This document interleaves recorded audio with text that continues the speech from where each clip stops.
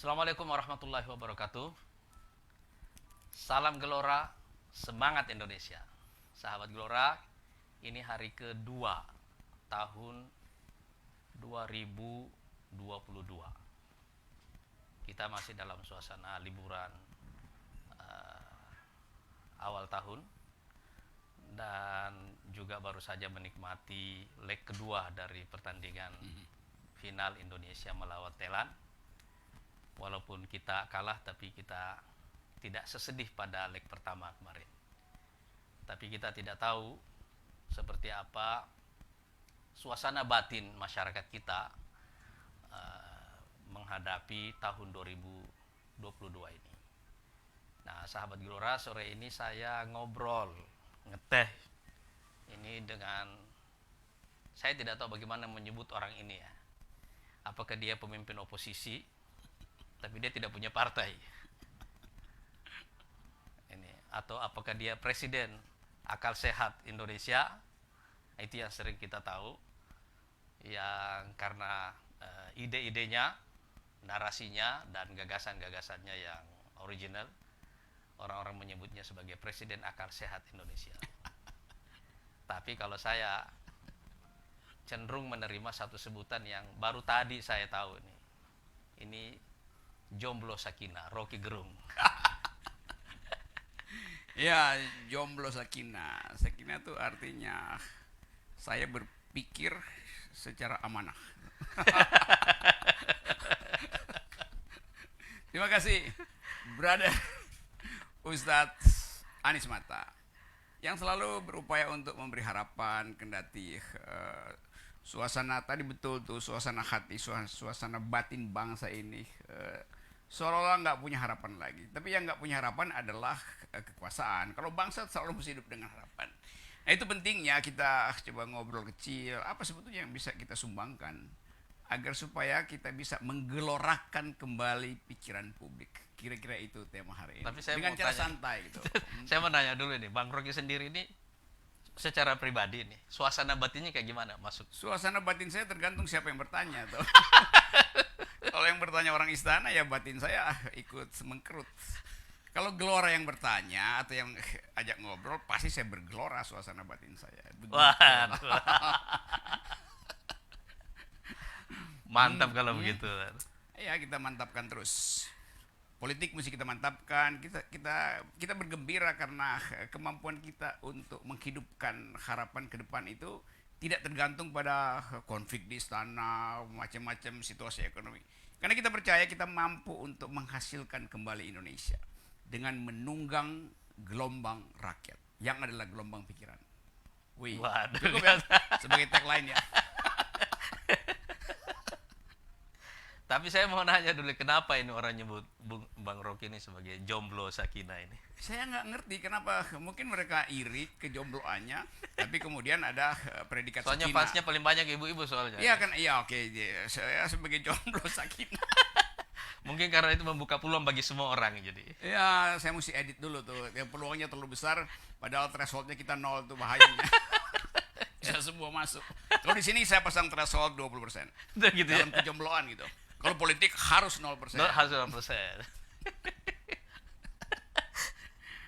Gimana, Pak Tapi Anies? kalau saya mau nanya, justru kalau dalam suasana, kalau saya kan jelas karena saya ada partai, saya harus selalu optimis gitu loh. Oke.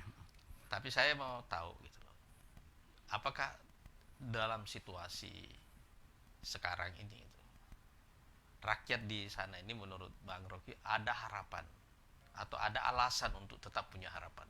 Rakyat selalu punya alasan untuk berharap, karena itulah sunatullah itu. Kita berharap nggak berharap, alam semesta akan menuntun kita untuk pergi pada yang baru. Selalu begitu kan. Jadi yang lama ini obsolete, udah rapuh segala macam, pasti berakhir gitu. Apa namanya, kelopak yang kering itu dia mesti gugur agar supaya pucuk bunga baru muncul itu.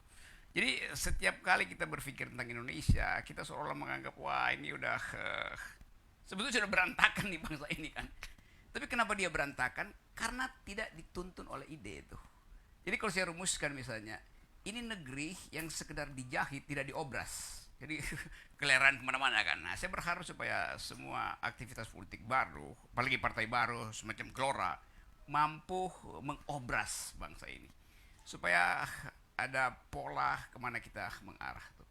Tentu kita ingin agar supaya pikiran-pikiran baru itu dimungkinkan untuk dimunculkan, nggak lagi dicegah oleh ketakutan perbedaan pikiran, oleh perbedaan ras, sara segala macam itu. Jadi saya senang karena istilah gelora itu istilah yang bagus. Gelombang itu kan nggak mungkin dicegah tuh. Sekali gelombang itu masuk dalam amplitudonya, dia akan cari persamaan, bertemu dengan gelombang lain, atau dia membesar, atau dia mencari pelabuhan yang teduh gitu kan. Gelombang dia pasti cari pantai yang landai itu. Jadi begitu juga gelombang pikiran. Jadi tepat betul kita ada di dalam tahun 2022 untuk menghasilkan gelombang baru. Gelombang pikiran, gelombang perubahan politik, gelombang harapan, macam-macam gelombang itu. Ini tahun perubahan besar. Ya, ini tahun gelombang rakyat. Adi malah udah jadi influencer nih. Ya, saya sengaja jadi influencer. Untuk hal-hal yang bermanfaat saya jadi influencer. Kalau hal-hal yang menyebabkan kesengsaraan, saya akan jadi bad. Sebenarnya kalau kan di tengah krisis seperti yang ada sekarang ini, apakah isu koalisi pemerintah dan oposisi itu masih relevan? Kalau pemerintah ngerti bahwa oposisi itu lebih banyak diharapkan oleh rakyat, harusnya pemerintah berkoalisi dengan oposisi kan. Misalnya 0%. Sekarang paling bagus kalau pemerintah itu Pak Jokowi berkoalisi dengan oposisi itu. Karena juga kepentingan Pak Jokowi itu. 0% itu kan akan diingat bahwa Pak Jokowi paham tentang ide dasar demokrasi. Yaitu pertandingan politik harus mulai dengan garis start yang sama, itu 0%. Tapi saya anggap juga Pak Jokowi sebagai politisi yang ingin mewariskan legacy. Beliau pasti akan berpikir bahwa ide 0% itu ide yang masuk akal. Ya. Nah, ide 0% itu yang saya minta didorongkan oleh partai-partai baru. Nah, saya percaya Gelora itu, karena di dalam kata Gelora ada O, itu artinya 0% tuh. 0%. Sahabat Gelora catat 0%. Ya, makanya saya optimis lah. Tapi kita juga di Partai Gelora nanti akan mengajukan judicial review secara resmi, insya Allah. Saya percaya karena Partai Gelora itu surplus pengetahuan tuh. Akademisinya banyak, pasti tahu bagaimana cara memberkas ide 0% ini supaya nggak dianggap sebagai ikut-ikutan tuh. Jadi Gelora akan tuntun bangsa ini dengan konsep baru bahwa 0% itu dalam upaya untuk mereformasi sistem politik kan begitu sebetulnya pintu. Jadi nanti ada dua yang akan kita bikin. Yang pertama itu ada judicial review untuk 3 tema. Oke. Satu yang 0% untuk presiden threshold, satu lagi 0% untuk parliamentary threshold, ya, dan satu lagi pemisahan pileg dan pilpres. Yang kedua ini kenapa ini penting? Karena pemilu 2019 yang lalu ini pemilu paling buruk dalam sejarah kita. Gitu loh. Ya, korban nyawanya terlalu banyak. Betul, saya hitung-hitung bahwa bahkan di tingkat internasional Indonesia masih dicatat sebagai penyelenggara pemilu yang paling tidak demokratis. Itu satu. Yang kedua, korbannya juga itu masif gitu. 900 orang itu nggak main-main. Satu waktu akan ada sejarawan yang bongkar kenapa terjadi begitu tuh. Ya. Tapi saya kira untuk sementara kita anggap bahwa ada hal-hal teknis juga yang membebani pelaksanaan pemilu sehingga ada fatigue, ada kelelahan pada sistem itu, terutama mereka yang tidak dipersiapkan untuk jadi petugas pemilu yang tahan bekerja seperti robot. Itu faktor-faktor psikologis. Tapi di belakang itu pasti ada soal politis. Itu biarkan ahli sejarah nanti yang teliti itu soal itu. Cuma saya tidak punya bayangan orang duduk di parlemen ataupun di istana di atas nyawa lebih dari 900 penyelenggara pemilu. Iya, itu artinya parlemen itu sebetulnya parlemen kan dibuat sedemikian rupa sehingga orang bisa bergembira, menghasilkan pikiran. Tapi betul tadi di lapisan di bawah kursi dia itu ada kuburan massal sebetulnya. Dan kuburan massal itu kalau dia 900 orang dibagi dengan ya itu hampir setiap kursi ada satu kuburan di bawahnya kan. Anggota parlemen berapa? Anggota DPR? 575. 500, berarti di bawah satu kursi mewahnya anggota parlemen itu ada 2 jenazah di situ. Iya. Ada 2 mayat. Kita mesti bayangkan itu karena kadang-kala kita nggak bisa bayangkan 900 orang kan penduduk kita 270 juta. Oh enggak, rasio antara yang terpilih dan yang tewas itu 1:2 loh. Iya, Lebih iya. banyak yang tewas daripada yang terpilih kan. Jadi itu ongkos demokrasinya mahal, ongkos hak asasi manusia juga Terlalu berat. mahal, terlalu Ya. mahal ya. Jadi kita kira-kira itu ide dasarnya. Jadi penguatan demokrasi. Gitu. Ya penguatan demokrasi kadang-kala kan orang suka nyinyir kalau partai kasih proposal penguatan demokrasi, itu apa isinya tuh. Tapi kita ingin supaya proposal itu di backup dengan studi akademis yang kuat sehingga kita bisa Nah, itu goda. bagian keduanya nanti Bang Ruki. Oke. Bagian Nanti. keduanya kita itu akan membuat satu proposal reformasi sistem politik Oke, keren tuh. secara keseluruhan nanti. Tapi saya mau ambil satu contoh yang kecil saja, misalnya soal Ya. fraksi ya. Hmm. Misalnya kalau kita lihat ini 575 anggota DPR. Ya. Berapa yang sering bicara di antara mereka ke publik? Bahkan ketua fraksi banyak nggak pernah Iya bicara. kan? Jadi mereka ini kan wakil rakyat, Mhm. mestinya menjadi juru bicara rakyat, Iya, harus itu. ya kan? Tapi kenyataannya mereka sebagai juru bicara rakyat punya juru bicara lagi, Ya itu buruknya begitu tuh. ya kan? Karena adanya fraksi itu, jadi fraksi punya juru bicara mewakili juru bicara rakyat yang lainnya. Ya. Dan pembicaraan fraksi kalimat pertama itu dibuatkan di DPP oleh ketua umumnya. Ya, jadi lebih bagus kita dorong nanti ini fraksi ditiadakan saja. Oh, itu ide Setiap juga. orang menjadi juru bicara rakyat. Betul. Memang dia dicalonkan oleh partai, tapi begitu dia dipilih, dia adalah juru bicara rakyat. Itu loh, logika itu. Tapi itu bagian dari perubahan besar yang harus kita usulkan. Itu. Saya kira itu ide cemerlang karena demokrasi itu artinya the government of reason through the government by the people. Demokrasi artinya pemerintahan pikiran melalui pemerintahan orang. Jadi mesti dianggap setiap orang di DPR dia berpikir. Kalau pakai juru bicara ya itu artinya ngapain ada juru bicara? Juru bicara penting itu kalau partai mau menyampaikan pesan, oke, pakai juru bicara. Ya. Tetapi DPR kan dia diintai terus oleh konstituennya. Saya ingin yang saya pilih itu bicara gitu. Jadi 500 orang ini mesti bikin DPR itu penuh dengan pikiran. Ya. 500 pikiran, bukan si ini dimintai oleh si itu, nanti di ujungnya kalau dia salah bicara ditegur. Anggota DPR hanya boleh ditegur oleh konstituennya, nggak boleh oleh ketua fraksi, oleh ketua DPR, apalagi oleh pimpinan partai. Karena dia representasi dari kedaulatan rakyat, bukan kedaulatan partai. Itu ide bagus itu. Jadi, dan kuat sebagai ide.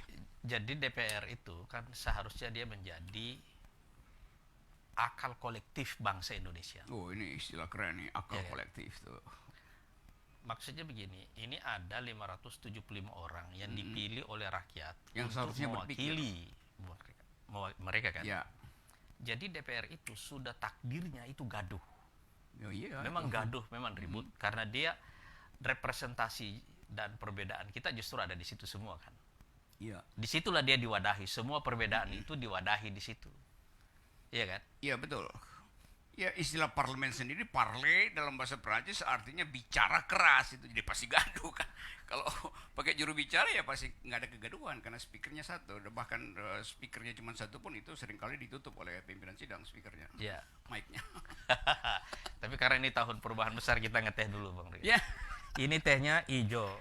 Tahu nggak kenapa hijau nih Bang Riki? Hijau itu. Karena biasanya yang rebel-rebel itu yang ada perubahannya biasanya hijau. Hijau ini gabungan antara kalau diurai spektrumnya isinya itu biru dan merah nih hijau. Kromatiknya begitu. Oh, biru merah jadi begitu ya? Iya, biru merah hijau dia. Jadi sahabat Gelora ini tehnya teh hijau ini. Kalau kuning merah digabung jadi orange. Iya. Orange itu jaket KPK tuh. Ini hijau, tapi ini bukan green tea, ini bukan teh hijau ini. Saya nggak tahu juga, karena rasanya juga lain ini. Ini mint tea. Mint tea. Menyegarkan. Menggelorakan ya ini rasanya. Jadi karena kita sedang membahas tahun perubahan besar tahun 2022 ini, dan bagian pertama yang harus mengalami perubahan besar itu adalah politik. Karena ini adalah pintu masuk Ya. untuk melakukan perubahan besar itu. Dan kemarin saya melihat ya, saya ngobrol dengan mantan pemain timnas lah semua. Ada Kakak Okto, Okto ya. ada Tibo, Waduh, Tibo itu legend. ada Jajang Mulyana, Jajang. ada Gunawan, gitu ya. Saya tanya suasana mereka. Ini kan kayak Indonesia misalnya, kayak spesialis runner up, udah 6 kali gitu kan. Apa nggak bisa kita? Jadi saya bilang ini perlu politik bola. Artinya perlu ada cara pandang yang lain terhadap bola ini. Bagaimanapun setiap kali ada pertandingan seperti itu kan, kita ini terwakili di situ kan oleh 11 pemain yang berlaga di rumput hijau itu kan. Kita terwakili di situ itu. Kita kalah kita juga ikut. Jadi dia mewakili nama bangsa itu kan. Tapi kalau tidak ada dukungan yang menarik, saya misalnya tanya kemarin soal gizinya aja gitu, gizi pemain gitu ya. Saya tanya mereka, ya kadang-kadang masih sudah di training campnya mereka masih makan mie rebus. Aduh. Ya inilah ini kan Presiden Jokowi dulu datang dengan ide nawacita, di dalamnya intinya revolusi mental. Revolusi mental itu artinya upaya untuk menyeberangkan bangsa ini dari kekurangan pikiran pergi pada punya pikiran. Itu namanya revolusi mental tuh. Bukan revolusi infrastruktur fisik aja tuh. Nah, di situ pentingnya ukuran baru bahkan pada pemain sepak bola, IQ-nya tuh. Dan IQ itu kan berhubungan dengan kapasitas otak yang mengkonsumsi nutrisi itu. Jadi penting sebetulnya kita tabung APBN kita untuk menghasilkan SDM, sumber daya manusia, termasuk para olahragawan kita tuh, supaya nggak jadi runner up terus tuh. Kalau ada politisi yang tiap kali pemilu dia ikut tapi runner up terus itu, yang begituan. Kalau ikut capres terus runner up Iya, terus. runner up terus. Tapi udah bangga runner up. Kita nggak bisa begitu dong. Dalam politik maupun dalam olahraga, sportivitas itu harus dihasilkan dengan kompetisi yang murni itu. Nah, itu pentingnya kita. Jadi kemarin kita di Partai Gelora misalnya mengangkat satu gerakan Gen 170. Gen 170. Jadi generasi yang tinggi rata-ratanya 170. Oke. Wah, oke. Karena di Indonesia ini ada satu data yang sangat menyedihkan, angka stunting kita Ya, itu masih 10 juta anak itu stunting. 27%. Dari usia. Iya, angka stunting kita dari semua kelahiran di Indonesia ini. Jadi artinya hampir 1 dari 3 anak Indonesia itu akan mengalami stunting, dan itu artinya dia akan menjadi beban masyarakat, dia akan menjadi beban negara dalam jangka panjang. Karena situasinya seperti itu, bisa kita bayangkan bahwa populasi yang seharusnya menjadi sumber daya akhirnya berubah menjadi beban. Gitu. Ya, itu pentingnya kita paham. Kan seringkali menteri atau presiden hanya menyebut ya ada stunting. Ya, tapi stunting itu relasinya langsung dengan bonus demografi itu. Kan itu yang kita perlukan. Jadi itu bukan, kalau buat kita itu masalah nasionalisme gitu. Apa tega kita melihat ini orang-orang yang akan menjadi generasi pemimpin di masa yang akan datang dari sekarang sudah mengalami stunting seperti itu kan. Ini tidak bisa dianggap masalah. Itu pasti masalah besar. Jadi kita nabung kedunguan sebetulnya dengan stunting itu.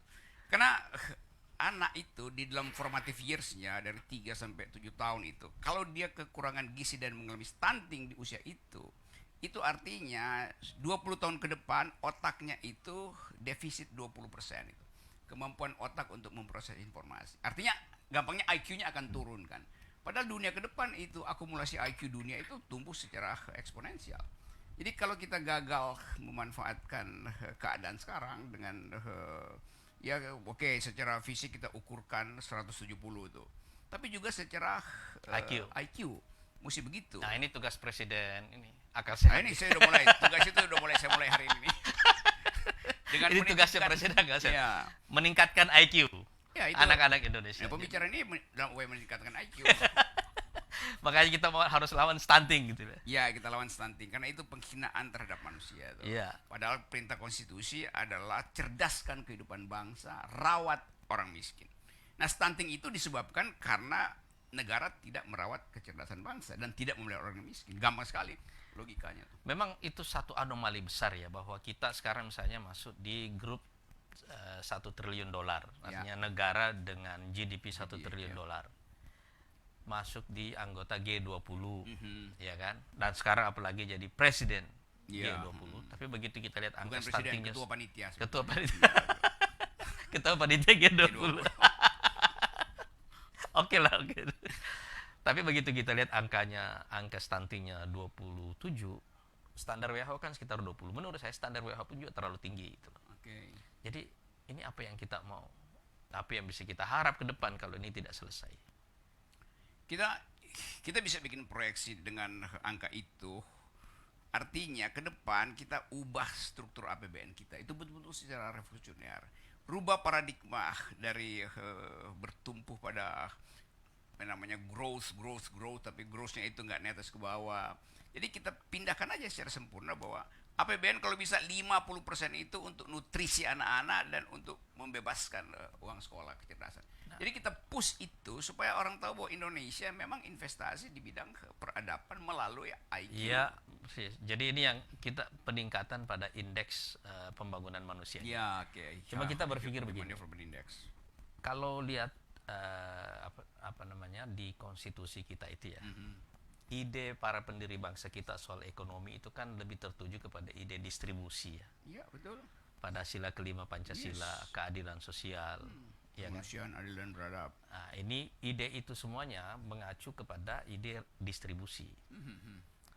Tapi kalau kita mau melakukan distribusi, tahap pertama distribusi itu adalah pada saat anak ada dalam kandungan. Iya. Jadi harus kita pastikan bahwa setiap anak yang lahir di Indonesia lahir dengan keberuntungan. Karena ada negara yang memikirkan dia, memikirkan pertumbuhannya.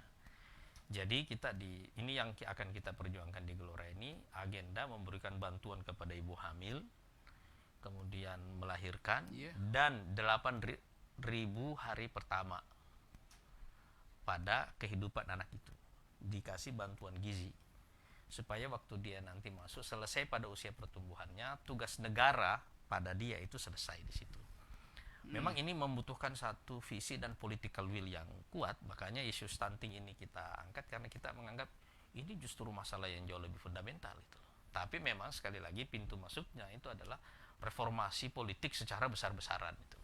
Ya, itu ide yang memang basisnya konstitusi karena perintah untuk mensejahterakan rakyat, mencerdaskan rakyat. Dan rahim perempuan itu adalah sekolah pertama manusia tuh. Iya, iya. Jadi 9 bulan pertama itu dia dididik di situ dengan percakapan ibu yang bermutu. Jadi bayangkan kalau ibu itu di dompetnya itu dia lihat nggak ada lagi uang, itu psikologinya tuh masuk pada bayinya tuh. Kecemasan itu juga ditransmisikan pada si bayi itu. Jadi negara mesti lihat itu. Kalau negara tajam penglihatannya, dia harus berharap bahwa setiap perempuan Indonesia adalah pembawa generasi itu. Jadi di situ sebetulnya idenya tuh. Nggak ada gunanya kita bikin misalnya jalan tol itu besar, panjang karena nanti di jalan tol itu langsung terhubung dengan rumah sakit besar. Tapi dari desa ke jalan tol itu jalan berbatu. Sehingga kandungan si ibu itu keguguran duluan karena diangkut di truk yang bergelombang kan. Nah itu negara nggak beradab dong. Jadi kita mau lihat sebetulnya bahwa apalagi kalau dia menyusui dengan kecemasan. Ya, kan kecemasan tuh dia bayangkan semester depan kalau saya melahirkan ada antibiotik nggak di puskesmas tuh. Kalau anaknya masuk SD itu bisa nggak dia naik ke SMP. Jadi dengan cara itu kita lenyapkan kecemasan ibu-ibu ini sebagai pembawa kecerdasan bangsa. Itu ide bagus. Kalau Gelora itu bisa jadikan itu sebagai tagline, itu orang akan anggap bahwa rahim perempuan itu adalah pemberi harapan. dan rahim itu yang harus memperoleh bagian paling besar dari APBN. Itu saya kira Iya. tema bagus dan orang nggak pernah pikiran itu. Nah, memang di sini yang saya berpikir bahwa politik ini harus kita keluarkan dari kandangnya yang sempit selama ini. Orang sekedar berebutan, pikirannya cuma sekedar berebutan kursi saja, tetapi yang lebih penting adalah idenya dulu. Betul. Jadi pindahin dari kandang kuantitatif pergi pada ide kualitatif. Iya. Itu. Cuma kalau sudah ada ide bagus tapi tidak ada peluangnya Ya, karena pintu politiknya itu tertutup, pentingnya elektabilitas ini kita balik lagi ke 0%. Ya, supaya betul-betul terbuka peluang untuk kompetisi. Supaya ruang partisipasinya Yes. itu terbuka. Ya. Gitu. Di situ kita ajukan dalil bahwa intelektualitas harus mendahului elektabilitas. Iya. Artinya konsep harus mendahului hal-hal yang sifatnya teknis. Kan buat naikin elektabilitas gampang itu kan. Itu operasi yang sederhana. Iya, tapi naikin intelektualitas itu beban besar tuh. Dan kita udah Iya. tertinggal oleh dari percaturan intelektual dunia tuh. Itu ya saya kalau dalam soal itu saya pasti jadi sponsor Gelora karena ini ide tentang peradaban. Gitu. Iya, iya. Semua orang harus ada di situ itu. Ustadz Anies. Ini baru mantap. Tapi ini kan sekarang nih, kita kembali lagi ke soal ide 0% tadi ya. Ya. Di jurnal-jurnal internasional sekarang ini, di media-media internasional itu ada satu fokus yang agak merata yang saya lihat Soal tentang demokrasi yang semakin menurun di Indonesia ini. Ada reduksi pada kebebasan publik yang lebih besar, dan ada ketakutan yang lebih merata pada masyarakat untuk melawan walaupun mereka sedang menghadapi kehidupan yang sangat sulit sekali itu. ya ada trade off antara harapan kemakmuran dan kegairahan berpolitik. Jadi kalau nggak ada harapan kemakmuran ya ngapain orang berpolitik sebetulnya kan. Apalagi kita masuk pada era metaverse yang dimana semua orang bisa mengakses kebijakan tanpa melalui partai politik.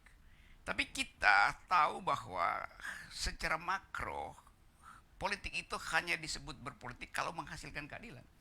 Kalau kita baca kamus, sinonim dari politics artinya justice. Jadi kalau keadilan tidak dihasilkan, itu artinya negara mentelantarkan potensi semua manusia untuk hidup dengan harapannya sendiri. Kita tahu bahwa konstitusi kita merancang soal kemakmuran ini di dalam 3 institusi. Satu adalah koperasi, satu adalah badan usaha milik negara, satu adalah korporasi. Ya. Nah, tugas korporasi memang melakukan akumulasi, tetapi tugas negara melakukan distribusi. Yang bahaya adalah negara itu bersama-sama dengan korporasi mengakumulasi kapital tanpa mempersoalkan distribusinya. Nah, tugas partai politik adalah menghalangi jangan sampai akumulasi itu hanya dinikmati oleh 1% orang tuh. Dan itu yang terjadi di kita tuh. Nah, kalau itu bisa kita lakukan, semua orang merasa berpolitik artinya kemampuan untuk punya akses yang sama terhadap akumulasi. Dan hak itu yang mesti kita pastikan ada di dalam semua kampanye partai politik. Jadi kalau ada baliho gede-gedean itu saya paling nggak suka lihat baliho, tapi kita nggak tahu ini isinya apa sih di belakang gambar baliho itu kan. Ya kita tahu mukanya tapi nggak tahu otaknya kan. Ajaib Pak.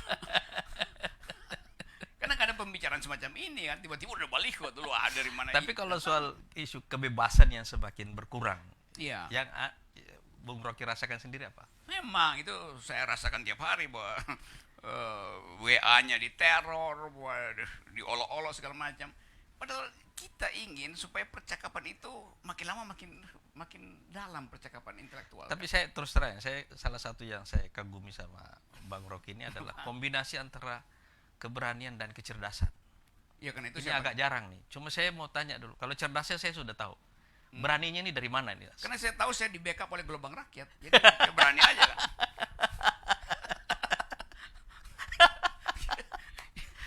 Cuman itu kan alasan kita. Ini kan ada orang-orang di tengah orang merasa takut. Apalagi sekarang kan begini. Kayak oposisi sekarang kan. Kayak nggak ada kan? Iya. Iya kan? Saya tahu. Apa ada nggak sih oposisi sekarang? Nggak ada. Nggak ada. Oposisi itu adanya di FNN itu FNN pun lagi dikejar-kejar setiap saat Justru pemimpin oposisi sekarang yang nggak punya partai semua ini kan. betul, dan kan buruknya begitu tuh, beroposisi itu justru untuk menghasilkan bukan sekedar harapan baru tapi harapan alternatif kan. Nah, Tapi sumber keberaniannya dari mana? saya merasa saya akan dilindungi oleh emak-emak tadi sebagai jomblo sakinah dan mbak-mbak Bapak itu. gitu. Karena itu saya dorong anak muda supaya datang ke partai-partai baru dan minta agar supaya partai baru itu mengajukan tesisnya supaya anak muda ini uji kan begitu fairnya kan. Ya. Demikian juga kampus harus membuka kesempatan sebesar-besarnya pada partai baru supaya bisa minta diuji pikirannya. Ya suatu waktu saya misalnya lihat UGM ada panel besar itu semua profesor dan Presiden Gelora datang di situ dan berani untuk berhadapan argumentatif dengan kalangan sivitas akademik. Itu baru politik bermutu tuh. Kita pakai aja gaya politik Amerika tuh. Setiap presiden kalau dia mau maju jadi presiden, dia minta didebat di kampus, bukan pasang baliho itu kan. Siapa yang mau debat baliho itu kan gitu dong. Itulah. Saya sudah pernah keliling dulu di kampus-kampus besar di Indonesia, di UI, UGM, di mana-mana dengan para guru besarnya, juga di forum. Ini guru besar yang otaknya besar ya. Banyak juga guru besar otaknya kecil itu. Oh, itu gitu. Iya. Saya baru tahu kalau yang ini. Bagaimana itu? Itu. Bagaimana ceritanya tuh? Iya, banyak juga guru besar yang disewa sebetulnya untuk membenarkan kebijakan itu. Itu bagi saya otaknya kecil tuh. Oh. Karena kampus itu punya otonomi untuk berpikir mandiri itu. Nggak boleh guru besar itu dipengaruhi sedikit pun oleh sinyal politik. Nggak bisa. Tapi Anda merasa nggak bahwa kampus sekarang ini juga mengalami pendangkalan? Oh, sangat mengalami pendangkalan. Karena ketakutan untuk berbicara. Karena menganggap bahwa pikiran itu bisa berhubungan dengan akreditasi. Itu ajaibnya kan. Lo justru semakin Anda kritis, semakin akreditasi Anda naik. Mestinya begitu tuh. Tapi udah ada feodalisme di kampus sih bahwa ya udahlah kita terima nasibnya karena nanti kita pensiun 4E misalnya begitu. Ngapain pensiun 4E dengan otak yang kosong kan? Ajaib itu cara berpikir itu. Jadi kan dalam sejarah politik kita Ya. ini kan kampus selalu menjadi pusat kekuatan moral dan intelektual gitu kan. Kan selalu begitu ya dalam Betul. sejarah kita. Terutama yang kita kenal sejak era Orde Baru Ya. gitu ya. Di awal lahirnya Orde Baru kan itu. Reformasi kan juga Yes. istilahnya bara apinya kan menyalanya Iya. dari kampus pertama kali kayak begitu. Kalau perubahan besar seperti yang sekarang mungkin terjadi di tengah krisis seperti ini, tapi ada pendangkalan yang terjadi di kampus, apa yang masih bisa kita harapkan dari kelompok akademisi itu? Begitu terjadi pendangkalan, begitu sosial media dunia ini dengan algoritma langsung rumuskan bahwa Indonesia itu gampang untuk diperalat. Kan itu bahayanya kan. Dalam politik global orang akan intai kemampuan bangsa untuk berpikir tuh. Ya. Misalnya Cina misalnya akan lihat Indonesia, dia nggak akan lihat berapa panjang jalan tol Indonesia. Dia akan lihat berapa panjang jalan pikiran intelektual. Kalau pendek ya dia bikin soft power aja selesai kita kan. Jadi antara jalan tol sama jalan pikiran itu harusnya jalan suka pikiran, beda ini. Iya, mestinya jalan pikiran lebih panjang dari jalan tol kan. Kan itu yang terjadi. Jadi kita mau investasi jalan pikiran sebetulnya bagi generasi ke depan. Nah, itu pentingnya gelombang pikiran dan kalau gelombang jalan lahir. tol ini kan begitu ada bencana alam ini kan gampang Selesai robohnya itu. ini kan. Iya. Tapi kalau jalan pikiran, Jalan pikiran akan dikenang sepanjang abad. Itu pentingnya. Itu pentingnya meninggalkan legacy di jalan pikiran, bukan jalan tol. Jalan tol di Korea, di Jepang daripada dibongkar semua tuh, nggak ada yang peduli lagi dengan jalan tol. sekarang apa yang mungkin dilakukan oleh partai politik untuk mengisi atau mengatasi pendangkalan di kelompok akademisi ini? Sebetulnya pusat rekrutmen partai politik kan harusnya dari elite gitu, karena rakyat pasti hanya akan memilih. Yang disebut kader itu yang akan menyeberangkan ide dari si partai itu pada massa itu. Jadi kawah candra di mukanya memang pada pusat-pusat kaderisasi itu. Tapi sekaligus saya mau terangkan bahwa kaderisasi partai itu bukan sekedar untuk meningkatkan elektabilitas dia, tapi memikirkan bahwa bangsa ini kekurangan kader sebagai pemikir. Jadi misalnya kalau kemarin ada Golkar Institute itu, Buat apa Golkar Institute? Ya buat rekrut pemimpin Golkar. Bukan. Golkar Institute harus rekrut pemimpin bangsa. Karena itu mesti dibuka semua orang masuk ke Golkar Institute kan. Jadi tidak eksklusif itu. Demikian juga Gelora bikin Gelora Institute. Itu untuk menggolorakan pikiran. Ya. Sebenarnya begitu kan. Ini juga semacam institut, percakapan semacam ini. Jadi kalau kita punya pengetahuan bersih, kita nggak akan takut bahwa pengetahuan kita itu akan dikapitalisir orang lain. Nah, pesan saya, pikiran hanya disebut pikiran kalau ada yang membantah pikiranmu kan itu. Iya. Kalau pikiran kita nggak dibantah itu artinya kita sedang berdoa. Itu lain berdoa dengan berpikir kan, fungsinya berbeda itu. Nah, partai-partai politik tidak mampu untuk menghasilkan pikiran yang bisa dibantah. Nah, seringkali partai politik bikin pikiran yang sifatnya doktriner. Itu bahayanya kalau partai politik mengucapkan pikiran yang kedudukan doktriner. Ini nggak usah dibantah ya, udah final. Ya ngapain punya pikiran kalau udah final kan? Ajaib tuh. Nggak ada gelora dalam berpikir gitu. Berkali-kali saya sebut gelora ya. Ini kayaknya ini. Ada sihirnya kata gelora itu. Iya itu kelihatannya tim ini memilih kata itu yang memang kata yang sering diucapkan orang. Ya, memang itu tujuannya. Gelora pikiran. Kita pakai istilah gelombang itu karena orang sedang mengalami pendangkalan, orang sedang bingung, orang sedang tidak tahu, sedang disorientasi seperti itu. Tapi satu perubahan besar itu kan perlu energi. Ya, betul. Dan gelombang itu mewakili energi itu tadi itu. Cuma Ya, sekarang kalau misalnya kampus, kemudian juga partai politik, ini ada faktor yang ketiga, masalah media gitu ya. Saya melihat juga begini ya, terlalu banyak masalah-masalah strategis, tetapi ini tidak ada panggungnya di media-media konvensional sekarang gitu ya. Coba kita lihat misalnya, apa sih perbincangan yang sedang berlangsung ketika ada krisis yang sekarang ini? Seberapa banyak misalnya orang berbicara tentang isu-isu geopolitik? Yes. Padahal ini kan virusnya dari mana? Ya. Iya kan? Virus dari Cina. Vaksin dari mana? Dan sekarang sisi pergerakan internasional manusia ini, mobilitas global manusia ini kan relatif terhenti. Betul. Tapi saya melihat begini, di tengah semua krisis yang sangat kompleks ini, isu-isu besar ini tidak diangkat di media. Salah satu dari teman-teman media yang kalau saya ngobrol, salah satu alasan mereka adalah orang tidak mau mengunyah-ngunyah hal-hal yang rumit. Apa benar? Waduh, bahaya betul tuh. Kalau kan bahkan kalau kita makan kuliner kita mesti kunyah itu berkali-kali supaya tidak membebani lambung. Jadi pencernaan pertama adalah mulut kita tuh. Di dalam soal ide, pencernaan pertama adalah pikiran kita. Jadi kalau kita nggak ngunyah pikiran itu, otak kita jadi inersia, nggak mau lagi dipaksa untuk menghasilkan energi pikiran atau gelombang pikiran. Jadi sebetulnya ini terjadi karena ada semacam feodalisme dan fatalisme tuh. Feodalisme itu ada di banyak partai yang menganggap bahwa yang udah diputuskan partai udah ikut aja dah, yang diputuskan pemerintah ikut aja. Ya. Itu feodalisme itu. Tapi juga fatalisme karena melihat pemimpinnya nggak beri harapan, jadi ya udah fatalistik kan. Itu bahayanya itu. Tapi saya selalu menganggap bahwa ini periode yang sementara aja, nggak mungkin menetap. Terus begitu. Karena hukum-hukum evolusi, hukum sunatullah mendorong kita untuk terus berpikir. Jadi ini kesempatan justru ketika orang malas berpikir, sebagian kecil orang harus mempersiapkan pikiran. Begitu terjadi disruption baru di dalam sistem global, kita punya kemampuan untuk menyodorkan pikiran alternatif. Kita nggak pernah tahu kalau seandainya satu waktu terbongkar bahwa COVID ini atau pandemi ini semacam permainan farmakopolitik global. Kalau kita nggak punya kemampuan analisis, begitu dia terbongkar, kita nggak bisa tuntut hak kita.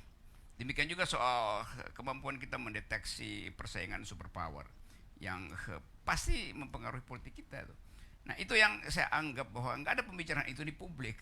Ya publik gak bicara soal elektabilitas seseorang, ya apa gunanya kalau jadi memang ada persoalan antara isu yang seksi sama isu yang strategis. Oke. Orang cenderung memilih isu yang seksi walaupun itu tidak strategis. Saya merasakan begini dengan teman-teman media ngobrol. Ya. Kenapa Pak Gelora mengangkat isu tanam 10 juta pohon? Mhm. Saya bilang karena Indonesia ini satu dari beberapa negara yang akan menjadi korban paling fatal dari climate change, perubahan iklim itu ya. Tapi kenapa ini ada masalah yang sangat urgen, tapi tingkat literasi masyarakat itu sangat rendah, Iya, iya kan? betul. Apa sudah tidak mungkin kita sekarang ini melakukan kampanye literasi? Artinya partai politik itu bukan hanya merebut suara rakyat, tapi merubah pikiran mereka itu. Mm-mm. Cuma teman-teman media ini kan banyak kendala, mereka menyebutnya bahwa ini bagaimana menyederhanakan masalah yang seperti itu. Saya suka bilang, itulah tugas kalian. Gitu. Ya, coba kita lihat ya, kenapa misalnya media massa itu menganggap ya udahlah ini berat dan kita nggak tahu mulai dari mana. Padahal dengan mudah kita tahu bahwa kita terikat perjanjian iklim yang terakhir di Glasgow. Tapi bayangkan misalnya orang semacam Sri Mulyani, saya dengar dia bilang begini, hai negara-negara barat, selama kalian masih buang sampah, artinya masih mengotori lingkungan, jangan ajari kita soal kebersihan lingkungan. Jadi dengan kata lain Sri Mulyani mau bilang, kalau kalian masih buang sampah, kita juga bisa buang sampah tuh. Dia nggak bisa bayangkan bahwa di dalam soal lingkungan etikanya itu imperatif final. Siapapun nggak boleh buang sampah. Ya. Nggak boleh bikin perbandingan karena Amerika masih asapnya masih banyak, lalu kita boleh bikin asap tuh. Dengan kata Sri Mulyani bilang ya kalau begitu mari sama-sama kita bunuh. Jadi otaknya kan nggak nyampe gitu. Itu kan logika biasanya yang dikembangkan di kelompok negara berkembang ya. Iya. Bahwa ini kan yang rusak lingkungan duluan kan ini Eropa sama Itu Amerika. begitu cara konsumen berpikirnya energi sama. paling besar kan mereka, ya kayak gitu. Setelah ini mau rusak baru kita dicegah seperti Yes. itu. Tapi kalau ada banjir kan kita tenggelam bareng. Ya itu pentingnya kan kasih tahu. Resultnya juga buruk kalau kita bikin perbandingan yang norak semacam itu kan. Jadi terlihat bahwa hal yang simpel yaitu menjaga lingkungan, bahkan Ibu Sri Mulyani adalah ketua atau presiden Menteri Keuangan Lingkungan sedunia, itu nggak bisa begitu. Dan itu juga yang kemudian diucapkan oleh Menteri Kehutanan gitu kan. Bahwa jangan soal kerusakan hutan itu jadi halangan untuk infrastruktur. Lo justru hutan itu rusak karena infrastruktur bertambah tuh. Jadi hal yang simpel sebetulnya. Nah, kita bisa mulai menerangkan hal itu secara simpel di dalam argumen-argumen pendek bahwa lingkungan itu sifatnya mutlak, nggak boleh ada perbandingan di situ. Iya. Seolah-olah kalau tetangga saya masih buang sampah maka saya buang sampah juga tuh. Lalu terjadi akumulasi, sama-sama buang sampah, sama-sama rugi kan. Itu simpel terangin ke generasi baru tuh. Jadi kita memang punya tugas ini membongkar kebekuan di 3 tempat ini. Ya membongkar kedunguan sebetulnya. Ini jawaban presiden akal sehat. Oke lah, lanjut. Di partai politik, Ya, di kampus, dan di media. ya, oke. Di 3 tempat ini harus kita bongkar kebekuan ini dan kita mesti menggoyang, mulai menggoyang dan mengubah Nggak usah digoyang, arah perdebatan. Gak usah digoyang, kirim gelombang aja tuh. Kirim gelombang.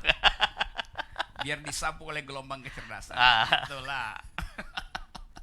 Jadi kita mesti mulai mengubah arah perbincangan kita semuanya, Ya, mulai mengangkat. Artinya begini, kita mendahulukan masalah-masalah yang urgent, masalah-masalah yang strategis semuanya, meletakkannya di tempat yang prioritas.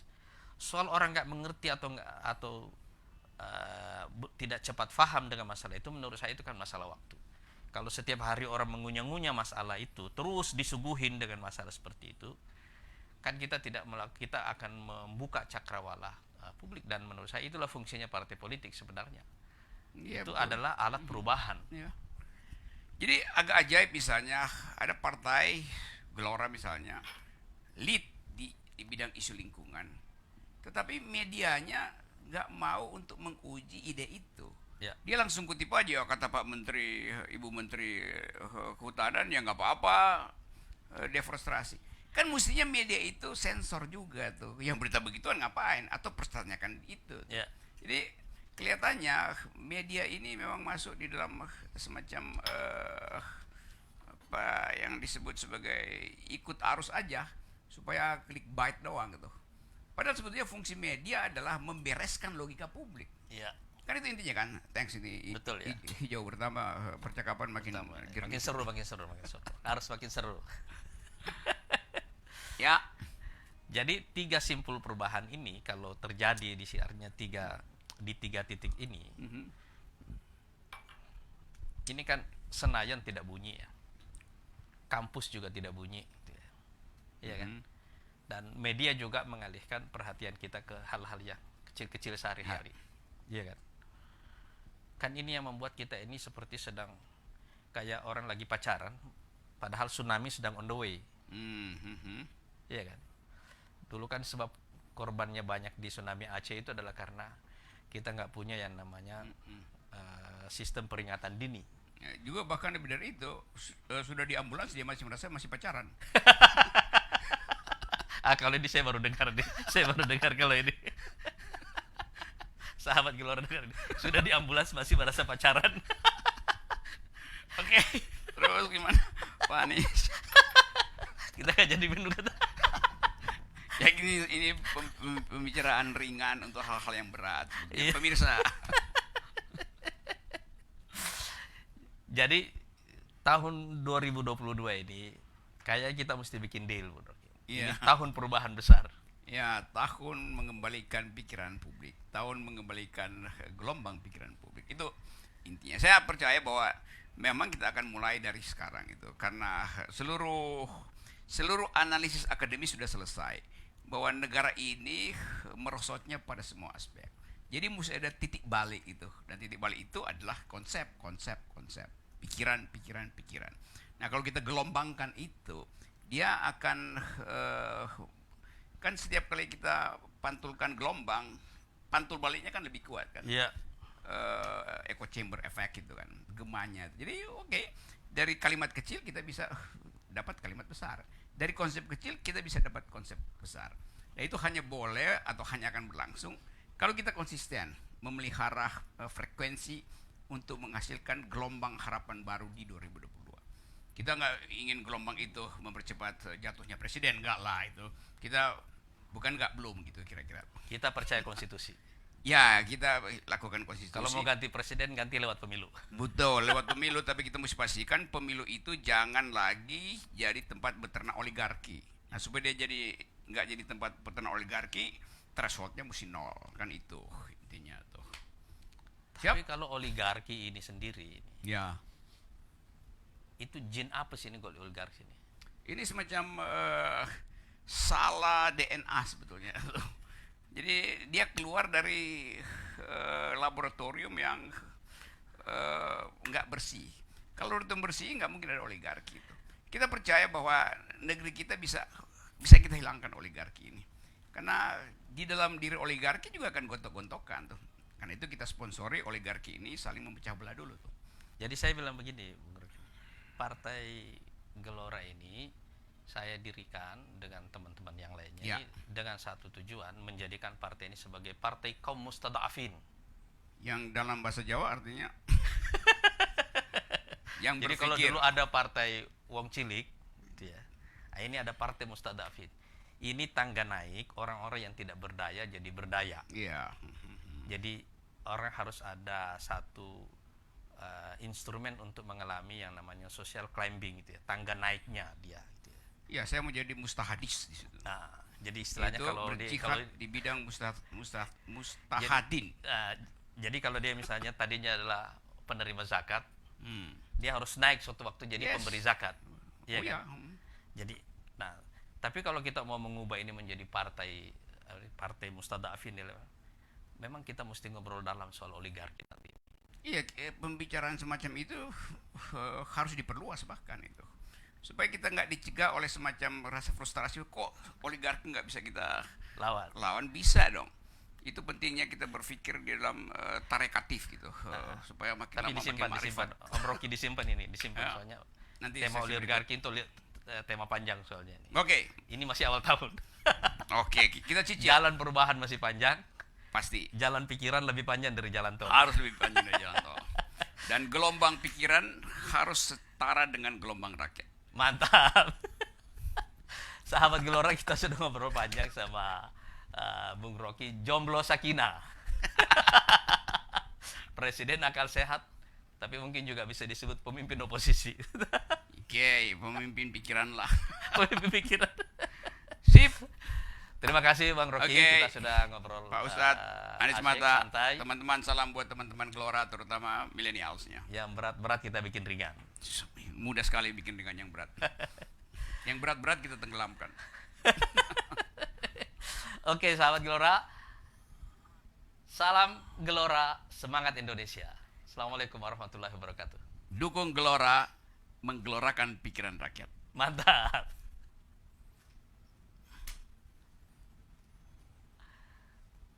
Dapat ya?